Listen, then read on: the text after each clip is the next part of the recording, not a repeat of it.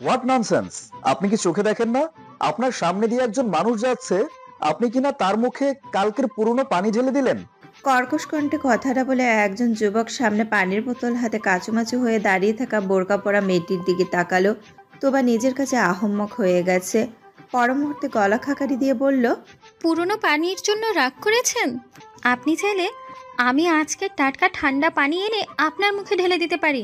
স্বাধীনের মুখটা কাঠিন্যতায় ছেয়ে গেল। চোখের চশমাটা ঠিক করে কাটকাট গলায় বলল, স্টুপিড মেয়ে! তোবা ভ্রু কুচকে বলল, এই কি বললেন? চোখের সাথে সাথে কি কানেও সমস্যা নাকি আপনার? তোবা তেতে উঠে বলল, বাড়াবাড়ি করবেন না। মানছি আমার ভুল হয়েছে, তাই বলে অপমান তো করতে পারেন না। শুরুতে সরি বললে এভাবে অপমান করতাম না। স্বাধীনের তৎক্ষণাৎ জবাবের বিপরীতে উত্তর গোছাতে তুবার বেগ পেতে হলো। প্রতি উত্তরে বলার মতো কিছু খুঁজে না পেয়ে তুবা অস্ফুট স্বরে বলল, এর জবাব আমি পরকালে গিয়ে নিব। স্বাধীনের ভ্রু কুঁচকে গেল। এমন কথা জীবনে শুনেছি কিনা সন্দেহ। তবুও নিজেকে সামলে নিয়ে কিছু বলতে যাবে তখনই একটা মালবাহী ট্রাক খুব জোরে হর্ন বাজিয়ে ওদের পাশ দিয়ে চলে গেল। ওরা বর্তমানে রাস্তার এক সাইডে দাঁড়িয়ে আছে। স্বাধীন ট্রাকের থেকে চোখ সরিয়ে তুবার দিকে তাকাতেই থমকে গেল। তুবা দু হাত দিয়ে মাথা চেপে ধরে মৃদু আত্মনাদ করছে। স্বাধীন বিচলিত কণ্ঠে বলল, আর ইউ ওকে? তোবার ফর্সা মুখটা রক্তিম হয়ে গেছে। চোখ দিয়ে এক ফোঁটা নোনা জল গড়িয়ে পড়ল। ও যে বেশ অসুস্থ বোধ করছে সেটা বুঝতে আর বাকি নেই স্বাধীনের। তোবা এক পর্যায়ে রাস্তায় হাঁটু মুড়ে বসে পড়ল। ও এখনো মাথা চেপে ধরে আছে। তা দেখে স্বাধীন চিন্তিত স্বরে বলল, হেই, আপনাকে ঠিক লাগছে না, হাসপাতালে নিয়ে যাব আপনাকে। তোবার অবস্থা অপরিবর্তিত দেখে স্বাধীন আশেপাশে তাকালো কারো সাহায্য নেওয়ার জন্য। এমন সময় তুবা আচমকা রাস্তা থেকে উঠে সোজা হয়ে দাঁড়ালো। একদম স্বাভাবিক হয়ে গেল। এমন ঘটনায় স্বাধীন প্রচণ্ড অবাক হয়ে গেল। একটু আগে যে মেয়ে মৃতপ্রায় হয়ে গিয়েছিল সে এখন এতটা স্বাভাবিক কিভাবে হয়ে গেল? স্বাধীন নিজেকে সামলে নিয়ে বলল, ঠিক আছেন আপনি? তোবা হাসি হাসি মুখে স্বাধীনের দিকে তাকিয়ে বলল, আমার আবার কি হবে বাবা, আমি একদম ফিটফাট আছি। স্বাধীনের চোয়াল ঝুলে গেছে। অস্ফুট স্বরে বলল, বাবা। তোবা স্বাধীনের কাজ চাপড়ে মুচকি হেসে বলল, আরে ইয়াংম্যান, তোমাদের মতো ছেলেকে আমার মতো বয়স্ক বুড়ো তো বাবা বলেই ডাকবে। তোমার বয়সে আমিও বেশ খুশি হতাম কেউ আমাকে বাবা বলে ডাকলে।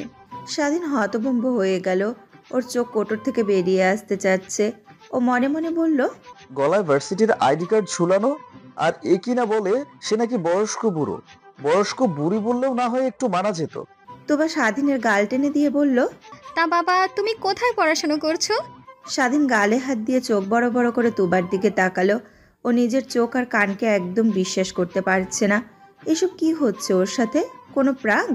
স্বাধীনের থেকে জবাব না পেয়ে তোবা ওর কাঁধে হালকা থাপ্পড় মেরে বলল, কি হলো, উত্তর দাও।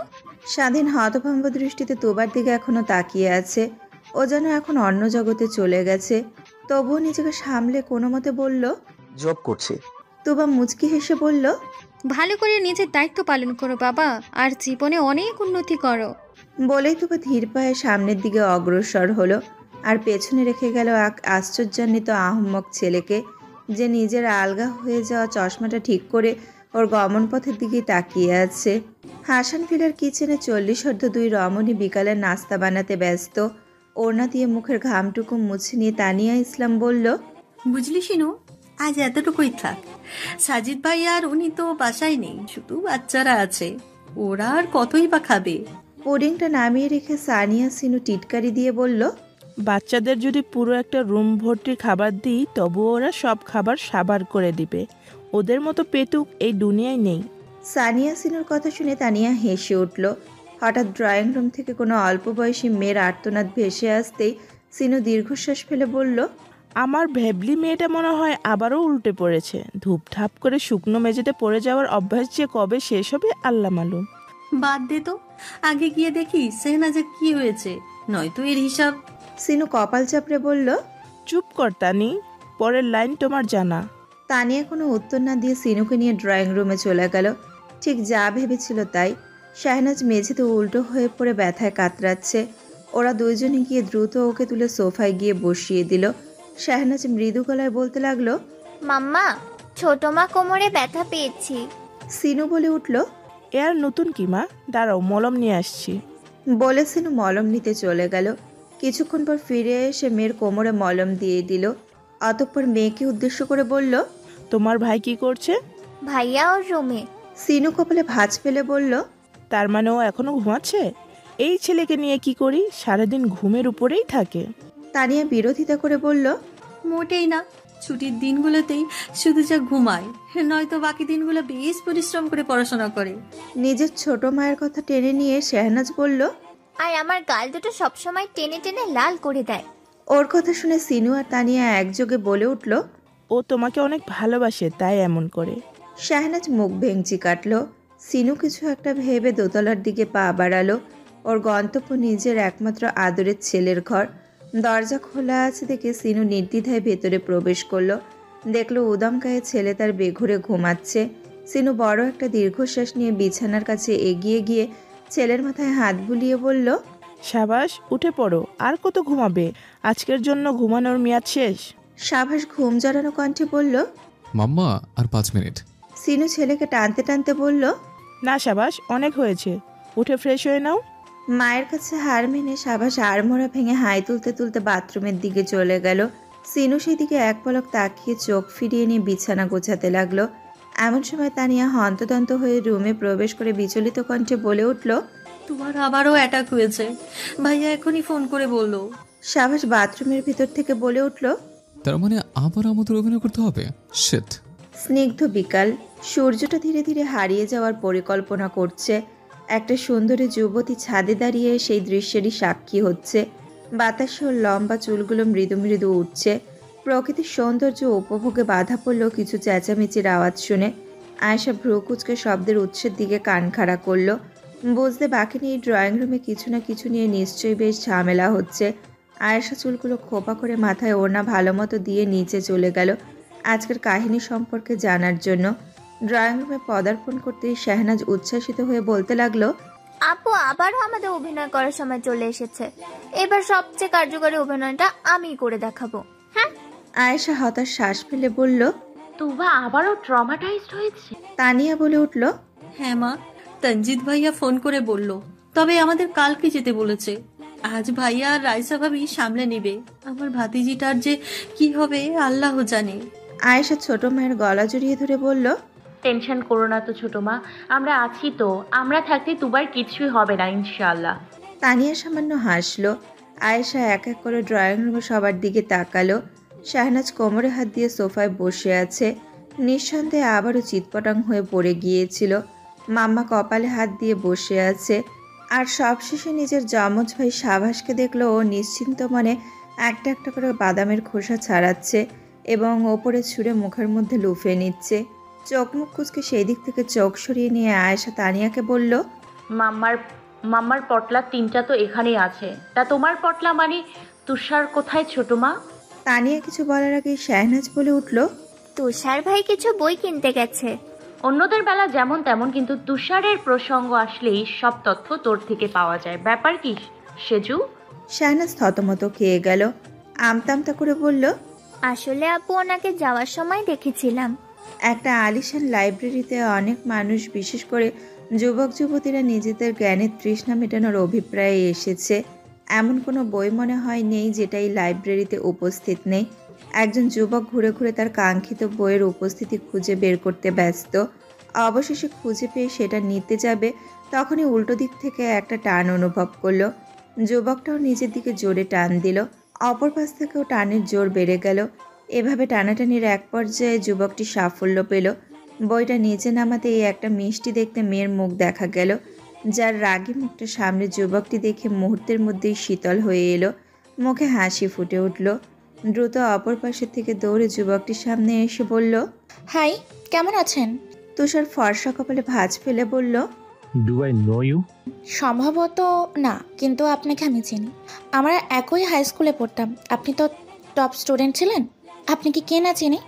ধন্যবাদ। বলে তুষার যেতে ধরলে মেয়েটি চটজলদি বলে উঠল, আরে থামুন একটু। হোয়াট? আপনার নাম্বারটা দেওয়া যাবে?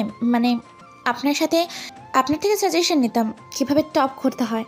তুষার অত্যন্ত শীতল স্বরে বলল, আমার টপ করার একটাই কারণ, আমি কখনো কারো নাম্বার চাইনি তার থেকে সাজেশন নেওয়ার জন্য। মেয়েটা থতমত খেয়ে গেল। সেটা পাত্তা না দিয়ে তুষার আরও কয়েকটা বই নিজের ব্যাকপ্যাকে ভরে লাইব্রেরি থেকে বেরিয়ে গেল। লাইব্রেরিতে বিদ্যমান সবাই এক নজর হলেও তুষারের দিকে তাকিয়েছে। এমন লাবণ্যময়ী ফর্সা ছেলে সচরাচর দেখা যায় না। ব্যালকনির আধো আলোয় এক প্রবীণ দম্পতি চিন্তিত হয়ে বসে আছে, ঘন ঘন দীর্ঘশ্বাস ফেলছে। এক পর্যায়ে নীরবতা ভেঙে রায়সা ইকবাল বলে উঠল, আমাদের মেয়েটার এই পার্সোনালিটি ডিসঅর্ডার ব্যাধিটা কবে শেষ হবে চিরকুমার স্বামী? তানজিদা ইসলাম তপ্ত শ্বাস ফেলে বউয়ের গালে হাত রেখে বলল, তুমি চিন্তা করো না, এবার বেস্ট একজন সাইকিয়াট্রিস্টের কাছে চিকিৎসা করাবো তোমার। সবটা আল্লাহ ভরসা। তার আগে মেয়ে যে নিজেকে আমার বাবা মানে তোমার শ্বশুর ভাবছে সেটা মিটমাট করি। দুজনে বসা থেকে উঠে রুমের বাইরে চলে গেল। ড্রয়িং রুমে যেতেই দেখলো তুবা একটা সাদা পাঞ্জাবি পরে ওদের দিকে এগিয়ে আসতে আসতে বলছে, আমাকে মেয়েদের পোশাক পরিয়ে রেখেছিলে কেন বৌমা? মানুষ দেখলে কি বলতো শুনি? এই বয়সে এসে আমার ইজ্জত হারাতে হচ্ছে। রায়সা তানজিদা দীর্ঘশ্বাস ফেলে একে অপরের দিকে তাকালো। অতঃপর রায়সা বলে উঠল, মাফ করবেন বাবা, ভুল করে ভুল হয়ে গেছে। এই ভুল আর কোনো দিনও ভুলেও হবে না। আপনি আমাকে ভুল করে মাফ করে দিন। তুবা ভ্রু কুচকে বলল, কি ভুল ভুল শুরু করছো বৌমা? রায়সা কিছু বলার আগে তানজিদা বলে উঠল, তুবা মামুনি। রায়সা ওর পায়ে আস্তে করে একটা লাথি দিতেই তানজিদা নিজেকে শুধরে নিয়ে বলল, মানে বাবা, তোমার বৌমার মাথা খারাপ হয়ে গেছে, বয়স হচ্ছে তো, তাই কখন কি বলে নিজেও জানে না। রায়সা কটমট দৃষ্টিতে তানজিদের দিকে তাকালো। তা দেখে তানজিদ ভয়ে একটা ঢোক গিলল। তুবা যে নিজেকে তানজিদের বাবা তাহির ইসলাম ভাবছে, সে হেসে উঠল। কিছুক্ষণ হাসার পর হাসি থামিয়ে বলল, বউয়ের সাথে লাগতে যেও না, এর ফল খুব একটা ভালো হয় না। আমিও তোমার মায়ের সাথে বুঝে শুনে কথা বলি। বলে আবারও সামান্য হাসলো। তা দেখে তানজিদ আর রায়সা জোরপূর্বক হাসলো, নয়তো তুবা ওদের সন্দেহ করতে পারে। তুবা হাসি থামিয়ে বলল, ও হ্যাঁ, সে কোথায়, মানে তোমার শাশুড়ি? একজন আশীর্ধ বৃদ্ধা মহিলা ধীর পায়ে এগিয়ে আসতে আসতে বলল, এই যে আমি। তোবা ওনার দিকে তাকিয়ে মুচকি হাসলো। তারপর সবাই মিলে ডাইনিং টেবিলে চলে গেল। তোবা ব্যতীত কেউ খেতে পারছে না, গলা দিয়ে খাবার নামতেই চাচ্ছে না।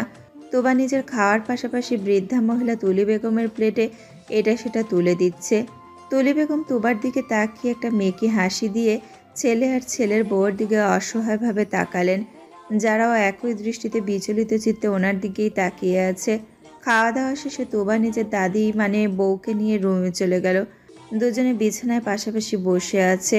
তোবা কিছুক্ষণ পর তুলি বেগমের চুলগুলোয় হাত বুলিয়ে দিয়ে বলল, তোমার সৌন্দর্য এখনও আমাকে মুগ্ধ করে তুলি। বৃদ্ধ বয়সে এসেও তোমার প্রতি আমার ভালোবাসা কমেনি। তুলি বেগম নিজের ফোকলা দাঁতগুলো বের করে জোরপূর্বক হাসলেন। তোবা ওনাকে টেনে নিজের বুকের ওপর এনে বলল, আজ আমার বুক তোমার বিছানা, এখানেই নিদ্রায় তলিয়ে যাও বউ। আজকে তোমার কাজ ছাড়া করব না আমি। তুলি বেগম দারুণ ফ্যাসাদে পড়ে গেলেন। আহম্মক হয়ে নিজের নাতনির বুকে মাথা দিয়ে রাখলেন, যে কিনা নিজেকে ওনার স্বামী বলে দাবি করছে। কয়েক মুহূর্ত পর তুবা একটা কবিতা বলতে লাগলো। তা শুনে তুলি বেগম মনে মনে বললেন, হায় আল্লাহ, এই কবিতা উনি আমাকে শোনাতেন, এটা তুবা কিভাবে জানলো? আল্লাহ, মানছি আমি আমার স্বামীকে ছাড়া থাকতে পারি না। ওনার মৃত্যুর পর পাগল প্রায় হয়ে গিয়েছিলাম, কিন্তু তাই বলে নাতনির মাধ্যমে নিজের স্বামীকে দেখতে চাইনি। একটা যুবতী মেয়েকে কিনা নিজের স্বামী হিসেবে মানতে হচ্ছে। জীবনে এই শেষকালে এসে কি মুসিবতে পড়লাম। ওগো শুনছেন, দেখুন তুবা আপনার সতীন হয়েছে। সূর্যি মামা সবেমাত্র উকি দিয়েছে। তখনই তুবার চিৎকারে বাড়ির মধ্যবয়স্ক আর বয়স্ক মানুষ তিনজন ধরফড়িয়ে উঠে পড়ল। ঘটনা কি বোঝার জন্য দ্রুত ছুটে তুবার চিৎকারের উৎসের দিকে যেতে লাগলো। গিয়ে দেখলো তুবা বেসিনার আয়নার সামনে দাঁড়িয়ে ভ্রু কুচকে নিজের লম্বা চুলগুলোর দিকে তাকিয়ে আছে। রায়সা এগিয়ে গিয়ে বলল, কি হয়েছে? তুবা আয়নায় নিজের প্রতিবিম্বের দিকে দৃষ্টি অব্যাহত রেখে বলল, বৌমা, আমার চুল এত বড় কবে হলো? বিদেশি তেল রোজ লাগিয়ে দিতে নাকি আমায়? তোবার কথা শুনে তিনজনই ভ্যাবাচাকায় পড়ে গেল। এই বিষয়টা তো ভেবেই দেখেনি ওরা। কারো থেকে কোনো জবাব না পেয়ে তুবা পুনরায় বলে উঠল, ঠিক আছে তানজিৎ বাবা, আমাকে সেলুনে নিয়ে চল তো, চুলগুলো কাটিয়ে আনি। তিনজনই তৎক্ষণাৎ সমস্যারে চেঁচিয়ে উঠে বলল, না। তোবা অবাক হয়ে বলল, কি হলো, চিৎকার করলে কেন সবাই? তোবা নিজের চুলের প্রতি কতটা সেন্সিটিভ সে বিষয়ে সকলেই অবগত। নর্মাল হওয়ার পর যদি দেখে ওর মাথায় চুল নেই, তাহলে সকলকেই টাকলা বানিয়ে দেবে নিশ্চিত। ওরা তিনজনে একে অপরের দিকে অস্থিরভাবে তাকাচ্ছে। এখন কিভাবে বিষয়টা সামলাবে সেটা মাথায় আসছে না। হঠাৎ তুলি বেগম বলে উঠলেন, তুবা মানে আপনি প্লিজ চুল কাটবেন না। তুবা ভ্রু কুচকে বলল, কেন? আসলে আপনাকে লম্বা চুলে অনেক সুন্দর লাগে। কিন্তু তোমার তো লম্বা চুল পছন্দ না। আমার চুল অল্প একটু বড় হলেই বাড়ি মাথায় তুলে রাখতে, চুল না কাটা পর্যন্ত। তুলি বেগম ঢোক গিলে ছেলে আর ছেলের বউর দিকে তাকালেন। কয়েক মুহূর্ত পর আবারও তুবার দিকে তাকিয়ে বললেন, আরে তখন আমার আবেগের বয়স ছিল, এখন বিবেকের বয়স। আমরা হলাম প্রাচীন যুগের মানুষ, আর প্রাচীন যুগে লম্বা চুল ছেলেদের সৌন্দর্যের প্রধান আকর্ষণ ছিল। তুবা পুনরায় আয়নার দিকে তাকিয়ে নিজের চুলগুলো দেখতে দেখতে বলল, মন্দ বলনি, এতদিনে একটা আক্কেলওয়ালা কথা বলেছ। তুলি বেগম ঘোরের মধ্যে থেকে খেকিয়ে উঠে বললেন, তার মানে এতদিন বেহুদা কথা বলতাম? আপনার সাহস কি করে হলো আমাকে এভাবে অপমান করার? তানজিদ আর রায়সা আহম্মক হয়ে মায়ের দিকে তাকালো। কণ্ঠটা নিচু করে তানজিদ দাঁতে দাঁত চেপে বলল, আম্মু, এটা তুবা, বাবা না। তুলি বেগম থতমত খেয়ে নিজেও আস্তে করে বললেন, আসলে এত বছরের অভ্যাস তো, তাই ভুলে ধমক দিয়ে ফেলেছি। তোর বাবার সাথে কোনো অবস্থায় আমি ঝগড়াতে হার মানব না, যদিও সেটা তুবার মাধ্যমে থাকা উনি হোক না কেন। তানজিদ দীর্ঘশ্বাস ফেলে বলল, ও ম্যান। রায়সা তানজিদের পেটে গুঁতা মেরে ওর দিকে কটমট দৃষ্টিতে তাকালো। অন্যদিকে তুবা সামান্য হেসে বলল, বয়সের ভারে নুয়ে পড়েছ, তবুও তোমার তেজ কমেনি। মেয়ে মানুষ আসলেই ভয়ঙ্কর, বাচ্চা থেকে বুড়ি সবাই। তুলি বেগম আবার হুঁশ হারিয়ে কিছু বলতে ধরলেই তানজিদ মাকে ইশারায় বলল, মা, এটা তুবা, নিজেকে সামলাও। তুলি বেগম লজ্জিত ভঙ্গিতে হেসে চুপ করে থাকলেন। তুবা আবারও আয়নার দিকে তাকিয়ে হঠাৎ বলে উঠল, আচ্ছা আমার দাড়ি। সামনের কথা কি হতে পারে বুঝতে পেরে রায়সা জোরে বলে উঠল, আরে সর্বনাশ বাবা, আপনার ওষুধের সময় হয়ে এসেছে। তুবা পিছু করে বলল, কিন্তু বৌমা আমার দাড়ি। তানজিদ তুবাকে থামিয়ে দিয়ে ওকে ধরে ধরে সোফায় বসিয়ে দিতে দিতে বলল, বাবা থামো তো, সারাদিন শুধু পটর পটর করে কথা বলতেই থাকো, তো বলতেই থাকো, কম করে কথা বলো। কবে না জানি দম আটকে যায় তোমার। তুবা আবারও গালে হাত দিয়ে দাড়ি শব্দটা উচ্চারণ করার সাথে সাথে তুলি বেগম চিৎকার করে বললেন, এই মরার বুড়ো কি দাড়ি দাড়ি শুরু করেছেন? আপনার দাড়িতে ফ্রিতে উকুন বাসা ভাড়া দিয়েছিলেন, তাই সব ছিলে দিয়েছি। আর একবার যদি দাড়ির কথা বলেন তো জিব্বাও ছিলে দেব। রায়সা তানজিদ হতভম্ব হয়ে রাগে গজগজ করতে থাকা তুলি বেগমের দিকে তাকালো। তুবা কাছুমাছু মুখে বলল, দেখছো, তোমাদের মা এই বয়সে এসেও আমাকে হুমকি দেয়। আমি খুব দ্রুতই বৃদ্ধ নির্যাতনের মামলা দিতে যাবো এই বুড়ির নামে। তুলি বেগম গর্জন করে বললেন, কি আমি বুড়ি? আরে বয়স আপনার হতে পারে, কিন্তু আমি এখনো ইয়াং আছি। তানজিদ কপাল চাপড়ে বলল, হায় আল্লাহ, এখানে তো দেখছি রুগী দুইটা, এক আমার মেয়ে, দুই আমার মা। কবে না জানি আমার বাড়িটা পাগলা গারদে পরিণত হয়। একজন নিজেকে অন্য কেউ ভাবছে, আর একজন তার সাথে ঠ্যাংয়ের উপর ঠ্যাং তুলে ঝগড়া করছে। হঠাৎই পাশে তাকিয়ে দেখলো তুবা নেই। ও উঠে গিয়ে তুলি বেগমের সাথে ঝগড়া করছে, আর রায়সা ওনাদের দুইজনকে থামানোর সর্বোচ্চ চেষ্টা করে যাচ্ছে। এইসব থেকে তানজিদ আর এক দফা নিজের কপাল চাপড়ালো। বেশ কয়েক মিনিট পর তুবা ক্লান্ত হয়ে ধপ করে তানজিদের পাশে বসে হতাশ কণ্ঠে বলল, হেরে গেছি, বরাবরের মতো এবারও তোর মায়ের কাছে হেরে গেলাম। তানজিদ তুবার দিকে চোখ তুলে তাকালো। তুবাকে একদম তাহির ইসলামের মতোই পরাজিত সৈনিক লাগছে। উনিও ঝগড়ায় হেরে গেলে এভাবে ক্লান্ত হয়ে বসে পড়তেন। তোবার থেকে চোখ সরিয়ে তানজিদ বড় করে একটা দীর্ঘশ্বাস ফেলল। হাসান ভিলার সবাই ব্যস্ততার সাথে কাজ করে চলেছে, কারণ তাদের গন্তব্য এখন তানিয়া ইসলামের বাবার বাড়ি, যেখানে তুবা সকলের মাথা খারাপ করে দিচ্ছে। ব্রেকফাস্ট করা শেষে সবাই যে যার রুমে চলে গেছে তৈরি হওয়ার জন্য। তানিয়া ইসলাম বোরকা পরে ড্রয়িং রুমে এসে গলা খানিকটা উঁচিয়ে বলল, বাচ্চারা দ্রুত আসো। বাবা, ধ্যাত, তুবা আমাদের না দেখতে পেয়ে ভাইয়া ভাবিকে পাগল করে দিচ্ছে, একটু তাড়াতাড়ি করো। তানিয়ার কথা শেষ হওয়ার সাথে সাথে আয়েশা আর শাহনাজ নিচে আস্তে আস্তে বলল, এসে গেছি ছোট মা। ওদের পরপরই তুষার সাদা শার্ট পরে নিচে চলে এলো। শাহনাজ হাঁ হয়ে সেদিকে কয়েক পলক তাকিয়ে থাকলো। তুষার ওর দিকে তাকাতেই শাহনাজ চটজলদি চোখ সরিয়ে নিল। সিনু কিচেন থেকে আস্তে আস্তে বলল, তোমরা এখনো যাওনি কেন? আয়েশা ব্যঙ্গ করে বলল, কারণ তোমার রূপবতী ছেলে এখনো আসেনি মাম্মা। এখনো আসেনি? রুমে কি করছে ও? দেখো গিয়ে রূপচর্চা করছে। সাবাস শার্টের হাতা ফোল্ড করতে করতে সিঁড়ি দিয়ে নামতে নামতে বলল, নিজের কাজ আমার উপর চাপিয়ে দিবি না। প্রতিদিন রাতে তুই মুখে কালি মেখে বসে থাকিস, আমি না। আয়েশা তেতে উঠে বলল, ওটা কালি না মূর্খ, ওটাকে ফেস প্যাক বলে। পাতিলে তলার গালি দিয়ে ওরা ফেস প্যাক বানায়। বেশি কথা বলবি না, সাবাস। ঝগড়া শুরু হওয়ার পূর্বাভাস থেকে সিনু ওদের থামিয়ে দিয়ে বলল, চুপ করবে তোমরা? সবসময় শুধু কিচির মিচির করতে থাকো। এসব বাদ দিয়ে এখন একটু তুবার বিষয়টা ভাবো। মায়ের ধমকে দুই ভাই বোন চুপ হয়ে গেল। তানিয়া ইশারা করতেই সবাই গাড়ির দিকে চলে গেল। সিনু তানিয়ার হাত ধরে বলল, ওখানে সব সামলে নিস, তুবা যেন টের না পাই তোরা অভিনয় করছিস। বাড়ি ফাঁকা না থাকলেও আমিও যেতাম। আচ্ছা যাক গে, আঙ্কেল তুবার খেয়াল রাখিস। তানিয়া মুচকি হেসে বাচ্চাদের কাছে চলে গেল। সাবাস সোজা গিয়ে গাড়ির পেছনের সিটে হাত পা মেলে বসে পড়ল। আয়েশা ওর পাশে গিয়ে বসে টিটকারি মেরে বলল, যতই রূপচর্চা করো না কেন, কালা মানি কালাই থাকবি। সাবাস ওর মাথায় চাটি মেরে বলল, আমার বউ হবে ধরা, আর তোকে টাকলা পেট মোটা একটা সুদর্শনী বুড়োর সাথে বিয়ে দিয়ে দিব। আয়েশা রেগে গিয়ে ওর কান টেনে ধরে বলল, তোকে মেরে ফেলবো সাবাস। বাবাকে বলে তোকে কয়লার খনিতে কাজ করাতে পাঠিয়ে দিব। সাবাস আয়েশা থেকে নিজের কানকে বাঁচিয়ে ওর মাথায় টোকা মারল। এভাবে ওদের সাপে নিউলের ঝগড়া অব্যাহত থাকলো। অন্যদিকে তুষার ড্রাইভিং সিটে গিয়ে বসে পড়ল। এই পরিবারের সবচেয়ে শান্ত সন্তান হচ্ছে তুষার। সহজে কারোর সাথে রাগারাগি করে না। বড়রা যা বলে তা অক্ষরে অক্ষরে পালন করে, যাকে বলে আদর্শ সন্তান। তুষারকে ড্রাইভিং সিটে বসতে দেখে শাহনাজ ওর পাশের সিটে বসার জন্য ছুটল, কিন্তু অভ্যাসবশত গাড়ির কাছাকাছি আসতেই চিৎপটাং হয়ে পড়ে গেল। ওর পড়ে যাওয়ার শব্দ শুনে সবাই ওর দিকে শান্ত দৃষ্টিতে তাকালো, আর শাহনাজ দাঁত কেলিয়ে ওদের দিকে তাকিয়ে থাকলো। সকালে স্নিগ্ধ আবহাওয়ায় ধুলো উড়িয়ে একটা কালো রঙের কার ছুটে চলেছে। তুষার শান্ত ভঙ্গিতে গাড়ি চালানোয় মনোনিবেশ করেছে। শাহনাজ আর চোখে বারবারই ওর দিকে তাকাচ্ছে।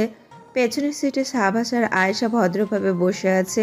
অবশ্য এর একটা কারণ আছে, সেটা হচ্ছে তানিয়া ওদের দুইজনের মাঝখানে বসে আছে। না হলে ওরা দুজন শান্ত থাকার মানুষ না। সামনের দিকে দৃষ্টি অব্যাহত রেখেই তুষার শীতল গলায় আস্তে করে বলল, তুই কি খাস না? দুবদাব পড়ে যাওয়ার অভ্যেস কবে শেষ হবে তোর? ভাবলি একটু খাওয়া দাওয়া কর। শাহনাজ দাঁত কেলিয়ে বলল, খাবার না, স্বামীর অভাবে আমার এই অবস্থা তুষার ভাই। তুষার ভ্রু কুচকে ওর দিকে এক পলক তাকিয়ে বলল, তোর বলা এই কথাটা পিছনের তিনজনকে বলে দিই। শাহনাজ চোখ বড় বড় করে তুষারের পেটে চিমটি কেটে বলল, খবরদার না। তুষার ব্যথা পেয়ে হালকা আর্তনাদ করে উঠল। ওর আর্তনাদে তানিয়া ব্যস্ত কণ্ঠে বলে উঠল, কি হয়েছে বাবা?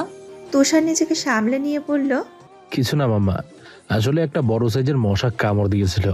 তানিয়া আর কিছু বলল না, কিন্তু সাবাস হাই তুলে বলল, তোকে মশা কামড়ানোর চক্করে আবার আমাদের অ্যাক্সিডেন্ট করে দিস না।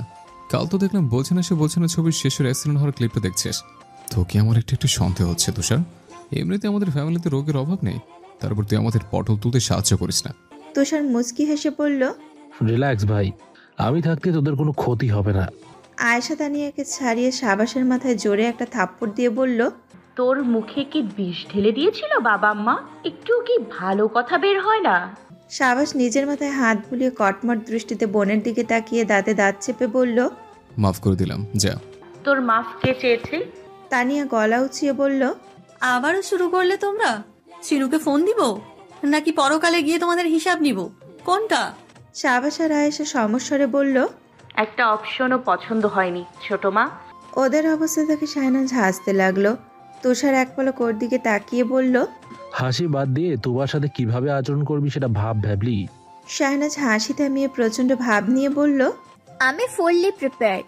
এবার আমার অভিনয় দেখে বাহবা না দিয়ে পারবেন না তুষার ভাই। মাইন্ডেড। দেখা যাক কি করিস। ওরা এখনো আসছে না কেন? বুড়ো হয়েছি জন্য কি আমার কথার কোনো মূল্য নেই? তোমরা আমাকে একটুও ভালোবাসো না? তোবার আক্ষেপ নিয়ে বলা কথাটা শুনে মাঝবয়সী দম্পতি দীর্ঘশ্বাস ফেলে একে অপরের দিকে তাকালো। সকাল থেকে কম জ্বালাতন সহ্য করতে হয়নি ওদের। একটার পর একটা বিষয় সামলাতে সামলাতে ওরা নাজেহাল। এখন আবার নিজের মেয়ে মানে ফুপু তানিয়াকে দেখার জন্য ব্যস্ত হয়ে পড়েছেন। তোবা আবারও কিছু বলতে যাবে তার আগেই কলিং বেল বেজে উঠল। রায়সা হাসি মুখে ছুটে দরজা খুলতে চলে গেল।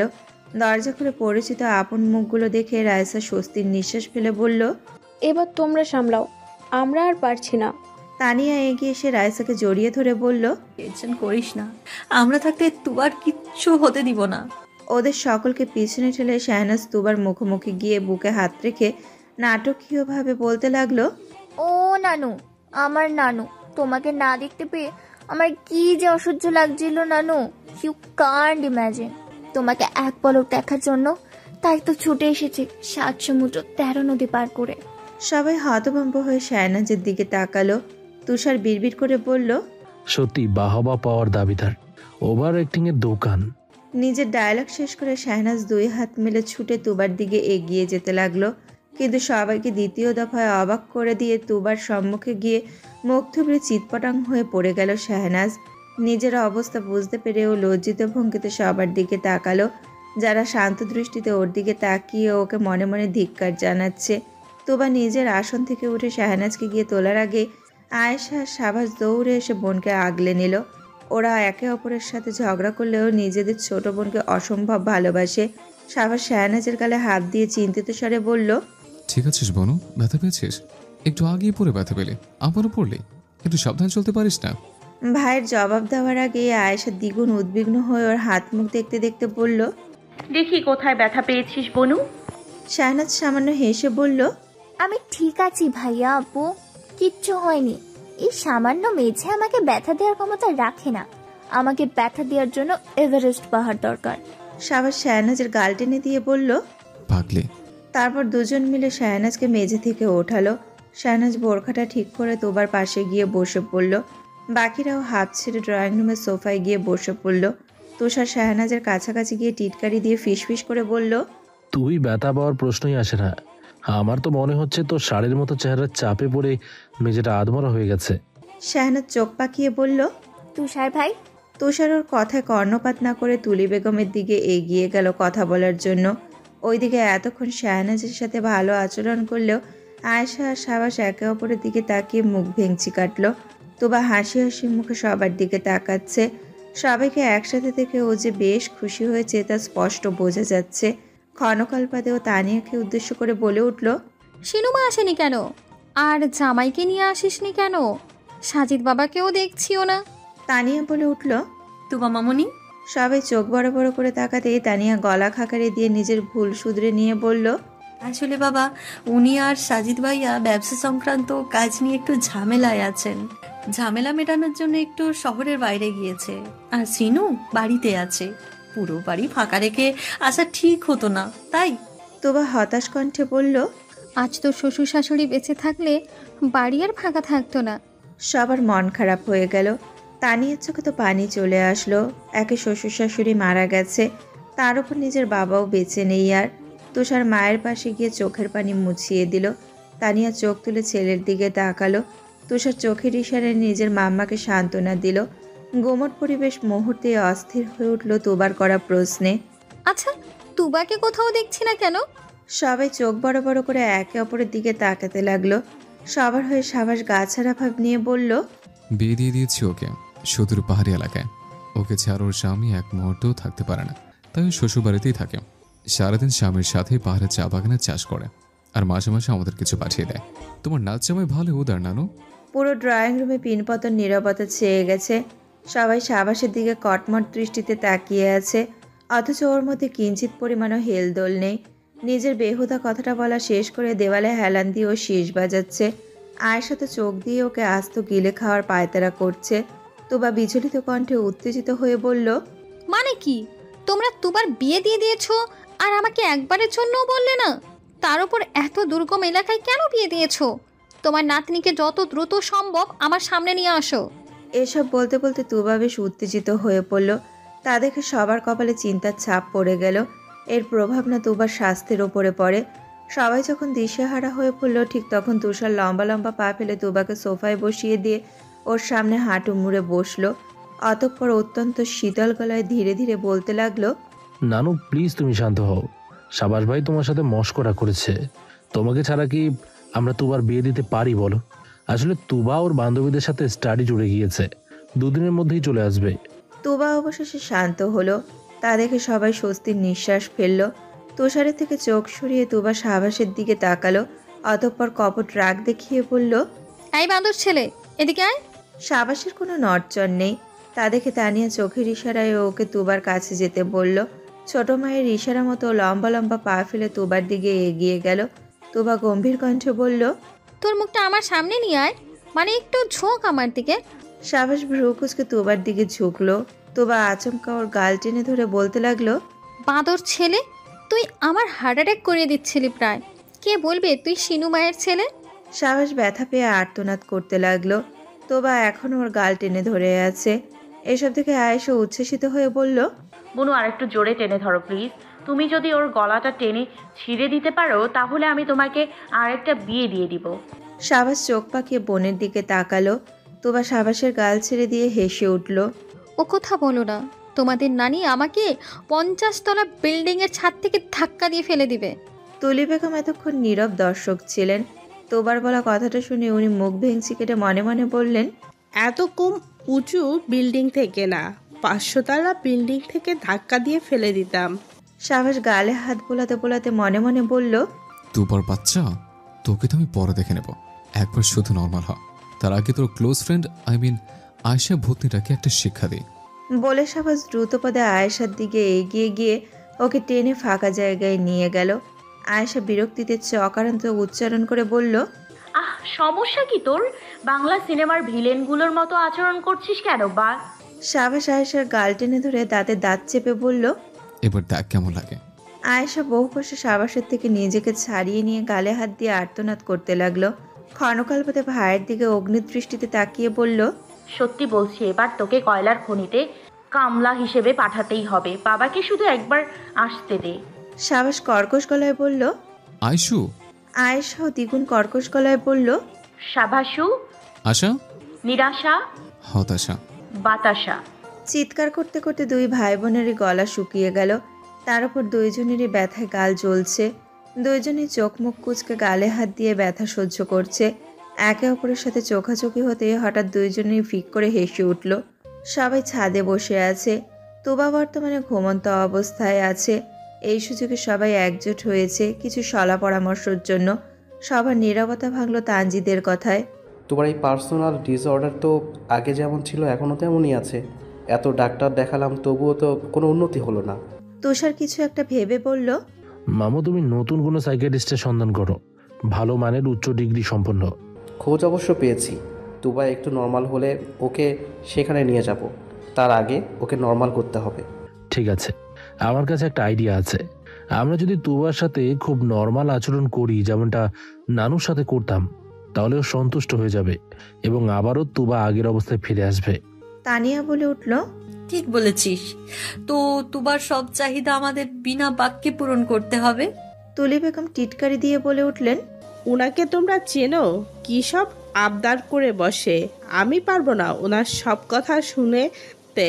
পরে দেখা যাবে মাথায় চড়ে বসেছে। এই বুড়ো আজ জীবনেও ভালো হবে না। সবাই শীতল দৃষ্টিতে ওনার দিকে তাকালেন। তানজিৎ কাটকাট গলায় বলল, মা কতবার বলবো, এটা তোমার স্বামী না, এটা তোমার নাতনি। Please cooperate. তুলি বেগম লজ্জিত হয়ে বললেন, কি করি বলতো, বয়স হয়েছে, এত কিছু কি আর মনে থাকে? যেখানে নিজের দাঁতই আমাকে সাপোর্ট না করে সব পড়ে গেছে, হাড্ডি আর চিবোতে পারি না, সেখানে ব্রেন কি করে সাপোর্ট করবে? ওনার কথার ভঙ্গি দেখেই সবাই হেসে উঠল। হাসি থামিয়ে তুষার গলা খাকারি দিয়ে বলল, যাকে এবার আমাদের মিশন কমপ্লিট করতে হবে এবং মোস্ট ইম্পর্টেন্টলি তুবার সামনে কোনো উল্টোপাল্টা কথা বলা যাবে না, যেটা শুনে উত্তেজিত হয়ে পড়বে। কথাটা বলে তুষার আনমনে বাদামের খোসা ছাড়িয়ে একটা একটা করে বাদাম খাওয়া সাবাসের দিকে তাকালো। তুষারের পাশাপাশি বাকিরা ওর দিকে তাকালো। সবাইকে একসাথে তাকাতে দেখে সাবাস বাদাম খাওয়া বাদ দিয়ে ভ্রু কুচকে বলল, হোয়াট? সবাই সমস্যারে বলে উঠল, তুই মুখটা বন্ধ রাখিস। সাবাস এক পলক ওদের গম্ভীর মুখগুলোর দিকে তাকিয়ে চোখ সরিয়ে নিল এবং পুনরায় বাদাম খাওয়ায় মনোযোগ দিল। সবাই এবার সাবাসের থেকে চোখ সরিয়ে নিল। তুষার শান্ত দৃষ্টিতে শাহনাজের দিকে তাকিয়ে বলল, আর তুই? শাহনাজ সাবাসের অবস্থা থেকে মুচকি মুচকি হাসছিল। তুষারের কথা শুনে চমকে উঠে বলল, কি? আমি তো কিছু বলিনি ভাইয়ার মতো। বলিসনি, কিন্তু তার চেয়েও বেশি কিছু করেছিস। শাহনাজ অবাক হয়ে বলল, কি? তোর ওভার অ্যাক্টিং এর দোকানটা একটু বন্ধ রাখিস। তোর এত সুন্দর ট্যালেন্ট দয়া করে সবার সামনে উন্মুক্ত করিস না। ইটস আ রিকোয়েস্ট ভ্যাবলি। শাহনাজ মুখ ভেঙচি কেটে মনে মনে বলল, আমার মেধার মূল্য যেদিন বুঝবেন সেদিন আপনার চোখের পানি, নাকের পানি সব এক হয়ে যাবে। এমন সময় নিচে থেকে তুবার কণ্ঠস্বর ভেসে আসলো। তুলি, আমার দাঁতের সেটটা কোথায়? খুঁজে পাচ্ছি না তো। তুলি বেগম খেকিয়ে উঠে সবাইকে উদ্দেশ্য করে বললেন, দেখলি এই বুড়োর কাণ্ড? এই জন্যই বলি সব চাহিদা মেটাতে বারণ করেছিলাম। 32টা দাঁত থাকার পরেও নাকি দাঁতের সেট লাগবে। তা বলি দাঁতের সেট দিয়ে কি জিহ্বায় লাগাবেন নাকি ঠোঁটে? কেটে গেছে 3 দিন। তুষারের কথা মতো সবাই তুবার সাথে নর্মাল আচরণ করেছে। অবশ্য হঠাৎ মরা তুলি বেগম খেই হারিয়ে ফেলতেন, তখন তানজিদ মাকে টেনে অন্যদিকে নিয়ে যেত। তুবা এখন আর কোনো সন্দেহটাই প্রশ্ন করে না। তানিয়ারা পরের দিনই নিজেদের বাড়িতে চলে এসেছিল। হাসান ফেলে বয়স্করা ড্রয়িং রুমে বসে আছে। বাড়ির 2 কর্তা সোফায় বসে কফি খাচ্ছে। সাজিদ হাসান কফি খাওয়ার পাশাপাশি বই পড়ছে। চোখে একটা মোটা ফ্রেমের চশমা। ক্ষণকাল নীরবতা পালন করে মেহমেদ হাসান হাই তুলে বললেন, ভাই তুই বুড়ো হয়ে গেছিস, হোয়াট এভার। চোখে চশমা না দিলে তো এখন কিছুই দেখিস না। সাজিদ কোনো উত্তর না দিয়ে বই পড়ার মনোযোগ অব্যাহত রাখলো। তা দেখে মেহমেদ টিটকারি দিয়ে বলল, তোকে কতবার বলেছি এত বই পড়িস না, হোয়াট এভার। এখন দেখলি তো শ্বশুর হওয়ার আগেই দৃষ্টিশক্তির 12টা বাজিয়ে ফেলেছিস। আমার মতো ট্যালেন্টেড ছেলের কথা না শুনলে তো এমনই হবে। সাজিদ বইটা পাশে রেখে মেহমেদের দিকে তাকিয়ে বলল, ব্রয়লার মুরগি, মুখটা বন্ধ রাখ। তুই যে ছোট থেকে ব্রেইন ছাড়া বড় হলি, আমি কি একবারও তোকে সেটা নিয়ে প্রশ্ন করেছি? মেহমেদের মুখটা থমথমে হয়ে গেল। অস্ফুট স্বরে বলতে লাগলো, হোয়াট এভার। কুত্তার লেজ কোনোদিন সোজা হয় না। সাজিদ ভ্রুকুচকে ওর দিকে তাকালো, কিন্তু কিছু বলল না। এমন সময় তুষার সাদা টি শার্ট পরে সিঁড়ি দিয়ে নামতে লাগলো। বাবা বড় বাবাকে সালাম দিয়ে ও কিচেনে চলে গেল মাম্মা আর বড় মায়ের রান্না করা দেখতে। সেই দিকে তাকিয়ে থেকে সাজিদ বলতে লাগলো, কেউ যদি জিজ্ঞেস করে তুই জীবনে কি ভালো কাজ করেছিস, তাহলে আমি নির্দ্বিধায় বলবো তুষারের মতো এত ডিসেন্ট একটা ছেলেকে জন্ম দেওয়া তোর জীবনের একমাত্র সাফল্য। মেহমেদ সাজিদের অপমান গায়ে না মেখে চিন্তিত স্বরে বলল, আমার না খুব টেনশন হয় ভাই। আমার আর মিস তেনা তেনার ছেলে এমন হওয়ার তো কথা না, হোয়াট এভার। হাসপাতালে কোনোভাবে অদল বদল হয়ে যায়নি তো আবার? আমরা অন্য ছেলেকে মানুষ করলাম না তো? সাজিদ কঠিন দৃষ্টিতে মেহমেদের দিকে তাকাতেই মেহমেদ চুপ হয়ে গেল। আবারও 2 ভাইয়ের চোখ সিঁড়ির দিকে চলে গেল। সাবাস উস্কো খুস্কো চুলে আড়মোড়া ভেঙে নিচে নেমে আসলো। সাজিদের মেহমেদকে উদ্দেশ্য করে বলল, হ্যালো বয়স্ক পার্টি, বেশি বেশি করে জিম করো, বুঝলে? পেটটা তো ফুল উঠেছে দিনকে দিন। কথাটা বলে সাবাস বাগানের দিকে চলে গেল। স্নিগ্ধ বাতাসের অভিপ্রায়, কিন্তু পেছনে রেখে গেল থতমত খেয়ে বসে থাকা 2 মধ্যবয়স্ক লোককে। মেহমেদ হতাশ শ্বাস ফেলে বলল, সাভার যে তোর ছেলে এতে আমার বিন্দু মাত্র সন্দেহ নেই। হুবহু তোর ফটোকপি, যদিও তোর থেকেও 2 ধাপ এগিয়ে। হোয়াট এভার তোর মতন রাগী জেদি গম্ভীর হলেও তোর মতো চাপা স্বভাবের না। মুখে যা আসে তাই বলে দেয়, যখন তখন যেখানে সেখানে। এমন সময় কিচেন থেকে বিচলিত চিত্তে তানিয়া আর সিনু ছুটতে ছুটতে আসলো। তানিয়া বলতে লাগলো, মিস্টার হোয়াটএভার, চলুন আমার বাবার বাড়িতে। তুবা হঠাৎ অজ্ঞান হয়ে গেছে, কোনোভাবেই ওর জ্ঞান ফিরে আসছে না। তোবার চিকিৎসায় এতদিন নিয়োজিত থাকা সাইকিয়াট্রিস্ট মিস্টার আমিনুল রহমান চেয়ারে বসে পান চিপোতে চিপোতে বলতে লাগলেন, বুঝলেন তানজিদ সাহেব, আপনার মেয়ে মনে হচ্ছে নর্মাল হয়ে যাবে। কয়েক ঘন্টাকে ঘুমাতে দিন, ঘুম থেকে উঠলে দেখবেন আবার আপনাকে বাবা বলে ডাকছে।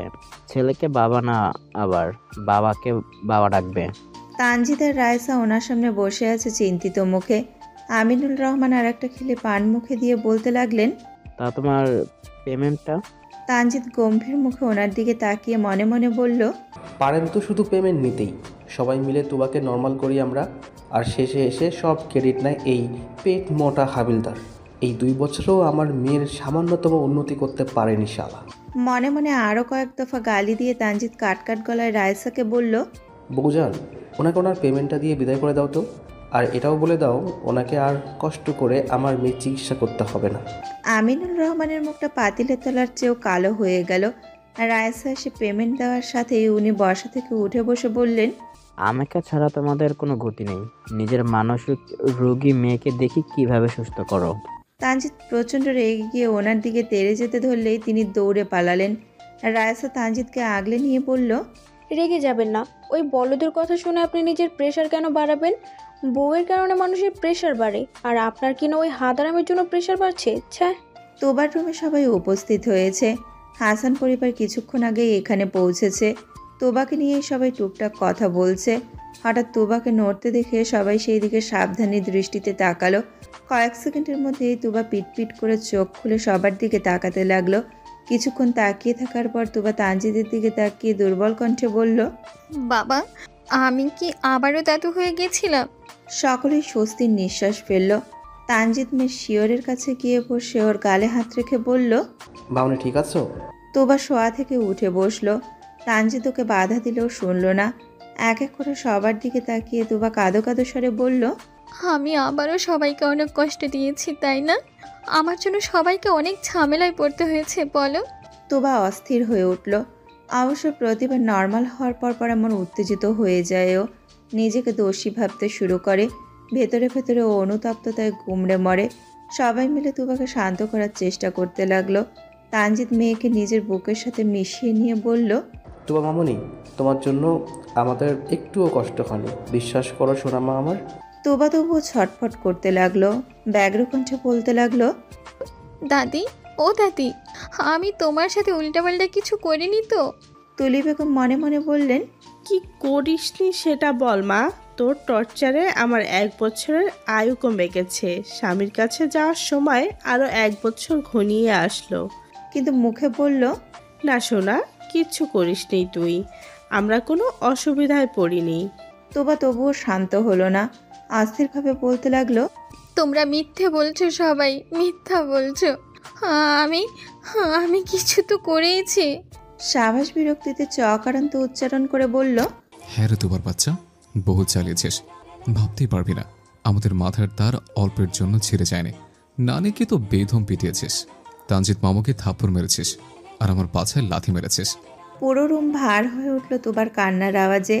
সাবাসের কথা শোনার পর থেকে ও গলা ফাটিয়ে কান্না শুরু করে দিয়েছে। তানজিৎ কোনোভাবেই মেয়েকে সামলাতে সক্ষম হচ্ছে না। অন্যদিকে সবাই অগ্নিদৃষ্টিতে সাবাসের দিকে তাকিয়ে আছে। তবুও সাবাস নির্লিপ্তভাবে দাঁড়িয়ে আছে, যেন ও কিছুই করেনি। ছেলের এমন আচরণ থেকে সিনু লম্বা লম্বা পা ফেলে সাবাসের কাছে গিয়ে ওর কান টেনে ধরে বলল, অসভ্য ছেলে, এসব মিথ্যে কথা বলতে তোমার লজ্জা করলো না? আয়েশা গলা উঁচিয়ে বলল, মাম্মা, তুমি মনে হয় ভুলে গেছো যে তোমার ছেলের লজ্জা নেই। মেয়ের কথায় মনোযোগ না দিয়ে সিনু আরো জোরে সাবাসের কান টেনে ধরে বলল, তুবার কাছে ক্ষমা চাও বলছি, এক্ষুনি যাবে। সাবাস অনিচ্ছা সত্ত্বেও তুবার দিকে তাকিয়ে আফওয়ান বলল। এতে করে তুবার কান্নার বেগ কিছুটা কমে গেল। সাবাস চাপা আর্তনাদ করে বলল, মাম্মা ক্ষমা চেয়েছি তো, মাম্মা ক্ষমা চেয়েছি তো, এখন অন্তত কান ছেড়ে দাও, ব্যথা পাচ্ছে। সিনু সাবাসের কান ছেড়ে দিল। সাবাস চোখ মুখ কুচকে কানে হাত বোলাতে লাগলো। তুবার দিকে খানিকটা এগিয়ে গিয়ে সিনু নরম স্বরে বলতে লাগলো, তুমি তো সাবাসকে চেনোই, ও কেমন, ওর কথা একদম বিশ্বাস করবে না। ক্রন্দনরত চোখে সিনুর কথা শুনে তুবা শান্ত হলো। হঠাৎ সামনের দিকে তাকাতেই দেখলো সাবাস শব্দ না করে মুখ নাড়িয়ে নাড়িয়ে বলছে, মাম্মা মিথ্যা বলছে, বিশ্বাস করিস না, আমি যেটা বলছি সেটাই সত্যি। তা দেখে তুবার ঠোঁট কাঁপতে লাগলো। অর্থাৎ আরও এক দফা জোরে কান্নার প্রস্তুতি শুরু হতে লাগলো। সাবাস ওর অবস্থা দেখে নিঃশব্দে হাসতে লাগলো। আচমকা পাশে থাকাতেই সাবাসের মুখের হাসি হাওয়ায় মিলিয়ে গেল। সাজিদ ওর দিকে অত্যন্ত গম্ভীর মুখে তাকিয়ে আছে। তা দেখে সাবাস ঢোক গেলে মাথা নিচু করে ফেলল। সাজিদ ছেলের থেকে মুখ ঘুরিয়ে তুবাকে উদ্দেশ্য করে শান্ত স্বরে বলল, এতগুলো মানুষের কথা বিশ্বাস না করে তুমি ওই আহম্মকের কথা বিশ্বাস করছো? আমরা কি কখনো তোমাকে মিথ্যে কথা বলেছি মা? তুবা অস্ফুট স্বরে মাথা নাড়িয়ে বলল, না। তাহলে কান্না থামিয়ে মুখে হাসি ফোটাও। তুবা এবার সামান্য হাসলো। তা দেখে সবাই স্বস্তির নিঃশ্বাস ফেলল। অন্যদিকে সাবাস ওই যে মাথা নিচু করেছে এখনো তোলেনি। তানজিৎ তুবার মাথায় হাত রেখে বলল, আজ তোমাকে একজন নতুন সাইকাট্রিস্টের কাছে নিয়ে যাব। এবার ইনশাআল্লাহ তুমি একদম সুস্থ হয়ে যাবে মামনি। একবেলা তানজিৎদের বাড়িতে থেকে হাসান পরিবার নিজেদের বাড়িতে চলে গেছে। বর্তমানে ড্রয়িং রুমে বসে সবাই বিকেলের নাস্তা করছে। অবশ্য সাবাস সবার থেকে দূরে আলাদা একটা জায়গায় বসে বাদাম খাচ্ছে। বাদাম ওর সবচেয়ে পছন্দের, তাই সবসময় বাদাম খায়। এছাড়াও ওর আর একটা গুণ দোষ হচ্ছে, ও পরিবারের সাথে আড্ডায় বসে না। কেউ অসুস্থ হলে অন্য ব্যাপার, যেমনটা তুবার পার্সোনাল ডিসঅর্ডার, কিন্তু বাকি সময় একলা থাকতেই বেশি পছন্দ করে। সাবাস ব্যতীত বাকিরা একসাথে বসে খাওয়ার পাশাপাশি গল্প গুজব করছে। এমন সময় সিনুর ফোনটা বেজে উঠল। ফোনের স্ক্রিনে তাকাতে ওর মুখে মুচকি হাসি ছড়িয়ে পড়ল। ফটাফট ফোন রিসিভ করে বলতে লাগলো, আরে কেরেটে কুইন, কি অবস্থা তোর? ওখানে সব ঠিকঠাক? নাভিন ভাইয়াকে ডাক্তার দেখিয়েছিস? অপর পাশ থেকে রাইমা রহমান বলে উঠল, আলহামদুলিল্লাহ, ওনার কোনো রোগ নেই, সামান্য প্রেশার বেড়েছিল, আর কিছুই না। যাক, একটু স্বস্তি পেলাম। তোরা সিলেট থেকে কবে আসবি? কাল বা পরশু। ওনাকে ডাক্তার দেখানোর চক্করে দুবার এই খারাপ সময়ে ওর পাশে থাকতে পারলাম না। সমস্যা নেই, তোর কাছে তো উপায় ছিল না। তা বান্ধবী দ্রুত চলে আয় সিলেট থেকে। রাইমা, সিনু, তানিয়া আর রায়সা ছোট থেকেই বেস্ট ফ্রেন্ড। আল্লাহর রহমতে ওদের বিয়েও প্রায় কাছাকাছি জায়গায় হয়েছে। তানিয়া আর সিনু তো দুই যা। রায়সার বিয়ে তানিয়ার ভাইয়ের সাথে হয়েছে, আর রাইমার বিয়ে সিনুর দুঃসম্পর্কের ভাইয়ের সাথে হয়েছে। সিনু ফোন কেটে দিল। অতঃপর পুনরায় সকলের সাথে আড্ডায় মেতে উঠল। তোবা বর্তমানে একজন সাইকিয়াট্রিস্টের কাছে এসেছে। ও অবশ্য বাইরে বেঞ্চে বসে আছে। ভেতরে তানজিদ আর রায়সা সাইকিয়াট্রিস্টের সাথে কথা বলছে। কিছুক্ষণ পর ওরা কেবিন থেকে বাইরে এসে তোবাকে একলা ভেতরে পাঠিয়ে দিল। তোবা দরজায় নক করে বলল, আসতে পারি? একটা ভরাট গলার কণ্ঠস্বর ভেসে আসলো। Yes, come in. যুবকটা অন্যদিকে মুখ করে দাঁড়িয়ে আছে। তোবা ভেবেছিল বয়স্ক কেউ হবে, কিন্তু যুবক কাউকে দেখে খানিকটা অবাক হয়েছে বটে। নির্দিষ্ট আসনে বসে ও কেবিনটা ভালো মতো দেখতে লাগলো। টেবিলে দেখতে পেল লেখা আছে ডক্টর স্বাধীন মুক্তাকি। এরপরই স্বাধীন চেয়ার টেনে ওর সামনে বসে পড়ল। প্রথমবারের মতো চোখাচোখি হতে স্বাধীন আর তোবা হতভম্ব হয়ে একে অপরের দিকে তাকিয়ে থাকলো। তোবা বিড়বিড় করে বলল, আরে এনার সাথে তো আমার ঝগড়া অসম্পূর্ণ রয়ে গেছে। ইস, অ্যাটাকটা একটু পরে হলে ঝগড়াটা কমপ্লিট করা যেত। স্বাধীন গলা খাকারি দিয়ে বলল, সেদিনের আচরণের কারণটা আজ বুঝলাম। আপনার হঠাৎ আচরণে আমি ভুলে গিয়েছিলাম যে আমি একজন সাইকিয়াট্রিস্ট। তোবা জোরপূর্বক হাসলো, কিন্তু মনে মনে বলল, কারণ আপনি গাধা। স্বাধীনকে দেখে খানিকটা বিব্রত মনে হচ্ছে, যদিও কয়েক সেকেন্ডের মধ্যেই নিজের বিব্রতিকর ভাব কাটিয়ে উঠেছে। তোবার সাথে ও কথা বলতে যাবে এমন সময় একজন চশমা পরা বৃদ্ধ লোক কেবিনে ঢুকে পড়ল। স্বাধীন আর তোবা ওনার দিকে চকিতে তাকালো। বৃদ্ধ লোকটি সামান্য হেসে বলল, আফওয়ান এভাবে ঢুকে পড়ার জন্য, কিন্তু তোমার সাথে কিছু জরুরি কথা ছিল বাবা। স্বাধীন তড়াক করে বর্ষা থেকে উঠে অমায়িক হাসি হেসে বৃদ্ধ লোকটার কথা শুনতে লাগলো। এমনকি তার সাথে হাসি ঠাট্টাও করলো। কয়েক মিনিট পর বৃদ্ধ লোকটি যেতে ধরলে স্বাধীন পেছন থেকে বলল, আমার জন্য বাইরে অপেক্ষা করুন, আজ একসাথে ডিনার করব। স্বাধীনের ঠোঁটের কোণে এখনো হাসি লেপ্টে আছে। তোবা কৌতূহলবশত জিজ্ঞাসা করলো, উনি আপনার কে হন? কেউ না, ওনাকে কোনোদিন দেখেছি কিনা সন্দেহ। তোবা অবাক হয়ে পড়ল, কেউ না মানে? আপন মানুষ ছাড়া এতটা ক্লোজ আচরণ কেউ কারোর সাথে করার কথা না। স্বাধীন চোখে চশমাটা ঠিক করে অত্যন্ত সিরিয়াস ভঙ্গিতে বলল, আসলে চশমা পরা কাউকে দেখলে আমার তাকে খুব আপন আপন লাগে। মনে হয় তার সাথে আমার আত্মার সম্পর্ক রয়েছে। ইচ্ছে করে তাকে জড়িয়ে ধরি, তাকে নিজের বাসায় নিয়ে গিয়ে রাখি, একসাথে বসে আড্ডা দিই, খাওয়া দাওয়া করি। তোবার চোয়াল ঝুলে গেল। বিড়বিড় করে বলতে লাগলো, সাইকিয়াট্রিস্টের দেখছি নিজেরও একটা সাইকিয়াট্রিস্টিক দেখানো জরুরি। বাবা কার কাছে নিয়ে এলো আমাকে? তোবাকে বিড়বিড় করতে দেখে স্বাধীন ভ্রু কুঁচকে বলল, কিছু বলবেন? তোবা স্বাভাবিক হয়ে বলল, বলেছি, কিন্তু আপনার শোনার মতো কিছু বলিনি। এই কথাটা আপনার শোনা নিষিদ্ধ। কেবিনে প্রগাঢ় নিস্তব্ধতা। তোবা আর স্বাধীন মুখোমুখি বসে আছে। স্বাধীন মুখের হাসি গায়েব করে প্রফেশনাল মুডে এসে গেল। গলা খাকারি দিয়ে বলতে লাগলো, আপনার এই সমস্যার সূত্রপাত কবে থেকে? আপনার আব্বু আম্মুর থেকে শুনেছি সব, তবুও আপনার মুখে আবারও শুনতে চাচ্ছি। তোবা কিছুকাল চুপ করে থাকলো। তারপর লম্বা করে একটা শ্বাস নিয়ে বলতে লাগলো, আমার বয়স তখন 7 কি 8। দাদুর সাথে মিলে আমি পার্কে ঘুরতে গিয়েছিলাম। এটা আমাদের প্রতিদিনকার রুটিন ছিল। বিকেল হলে দুজনে চলে যেতাম পার্কে আড্ডা দিতে, কিন্তু ভাবিনি এই পার্কে যাওয়া আমাদের জীবনে অমানিসা ডেকে আনবে। স্বাধীন মনোযোগী শ্রোতার ন্যায় তোবার দিকে তাকিয়ে আছে। তোবা কিছুক্ষণ শ্বাস নিয়ে পুনরায় বলতে লাগলো, পার্ক থেকে বেরিয়ে সামনে একটা আইসক্রিমের দোকান চোখে পড়তেই আমি আইসক্রিম খাওয়ার জন্য জেদ করেছিলাম। দাদু আমাকে পার্কের সামনে দাঁড় করিয়ে দোকানটার দিকে এগিয়ে যাচ্ছিল। এ সময় একটা মালবাহী ট্রাক নিয়ন্ত্রণ হারিয়ে সেদিক দিয়েই যাচ্ছিল। হঠাৎ এমন দুর্ঘটনায় দাদু কী করবে বুঝে ওঠার আগেই ট্রাকটা আমার দাদুকে আমার চোখের সামনে পেয়েছে। তোবার গলা কেঁপে উঠল, চোখের কার্নিশ বেয়ে নোনা জল গড়িয়ে পড়তে লাগলো। স্বাধীন এক গ্লাস ঠান্ডা পানি ওর দিকে নিঃশব্দে বাড়িয়ে দিল। তোবা তৎক্ষণাৎ গ্লাসটা নিয়ে ঢকঢক করে পানি খেতে লাগলো।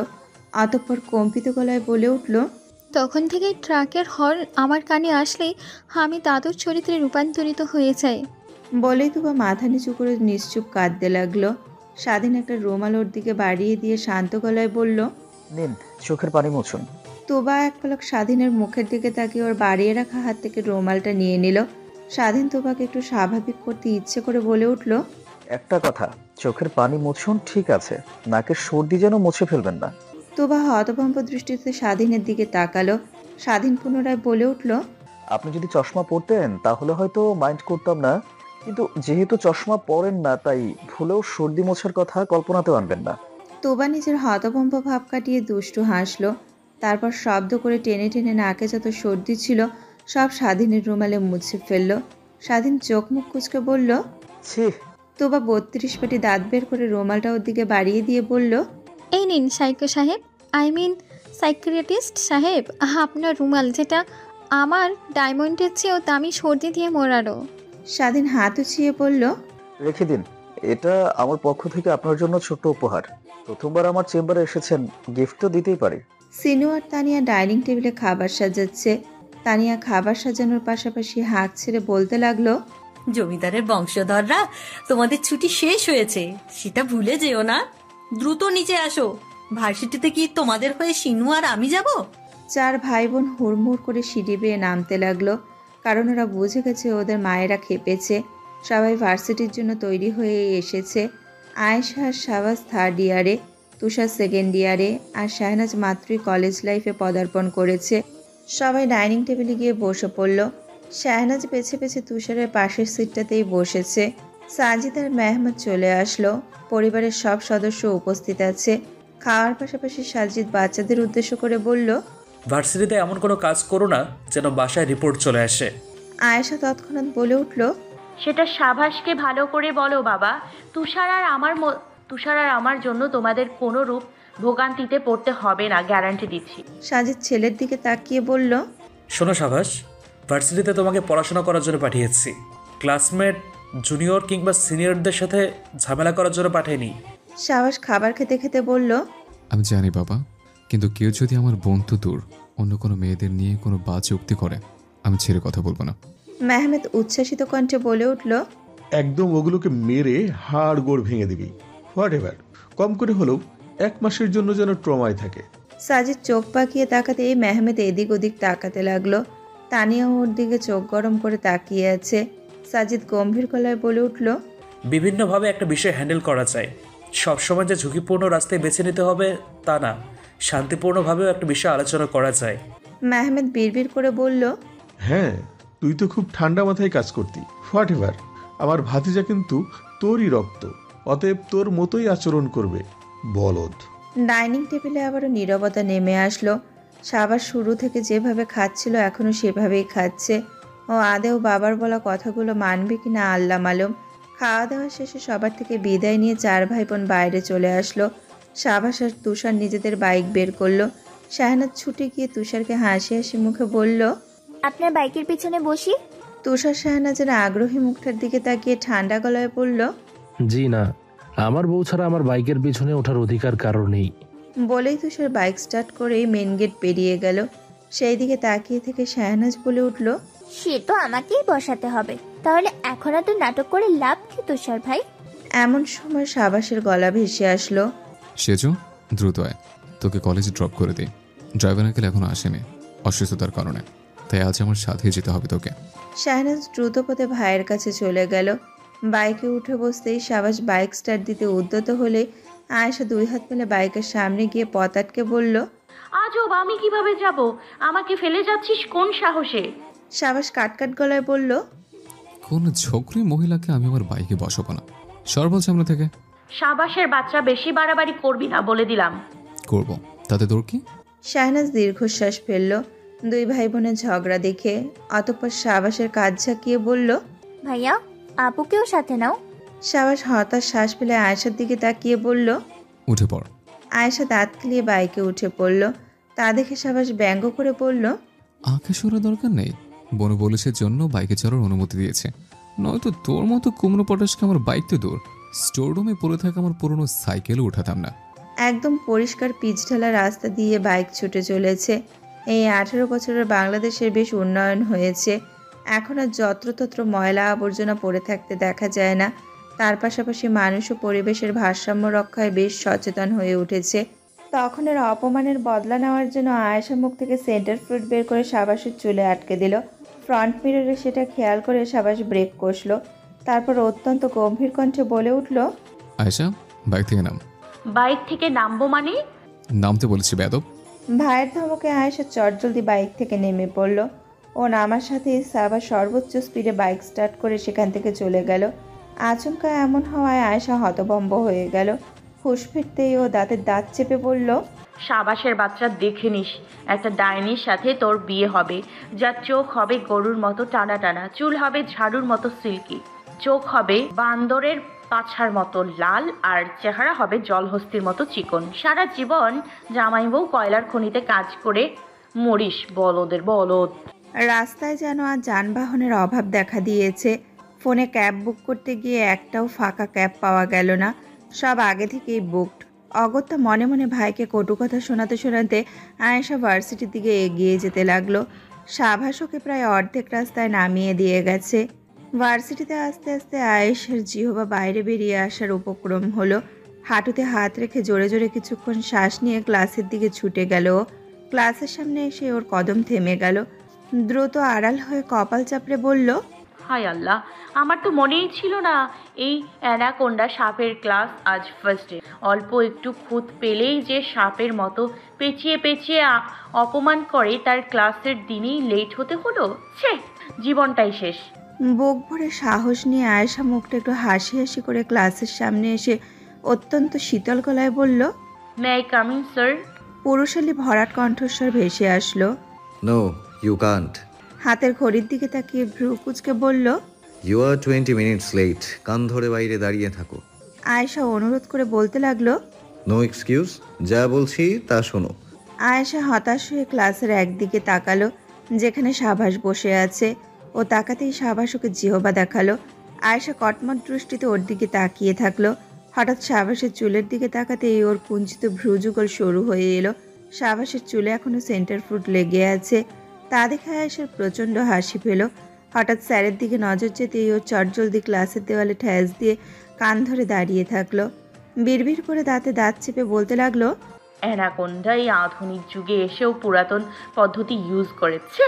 কোথায় একটু এক্সট্রা ক্লাস করাবে, তা না কান ধরিয়ে দাঁড় করে রাখলো যত সব। ক্লাস শেষে সবাই এক এক করে বাইরে যেতে লাগলো। সাবাস আয়েশার কাছে গিয়ে ওর মাথায় একটা টোকা মেরে বলল, এভাবে তাকে ভীষণ মানিয়েছে, দাঁড়া তোর একটা ছবি তুলে। বলে ফোন বের করে সাবাস ছবি তুলতে নিলে আয়েশা ওর ফোন কেড়ে নিয়ে ডাস্টবিনে ছুঁড়ে মেরে বলল, অলরেডি মেজাজ খারাপ, আর খারাপ করবি না। সাবাস। সাবাস ডোন্ট কেয়ার ভাব নিয়ে ডাস্টবিন থেকে নিজের ফোনটা তুলে অন্যদিকে চলে গেল। আবারও সাবাসের চুলের দিকে নজর যেতেই আয়েশা জোরে হেসে উঠল, হাসতেই থাকলো। এমন সময় ক্লাস থেকে ওর অ্যানাকোন্ডা স্যার বেরিয়ে আসলো।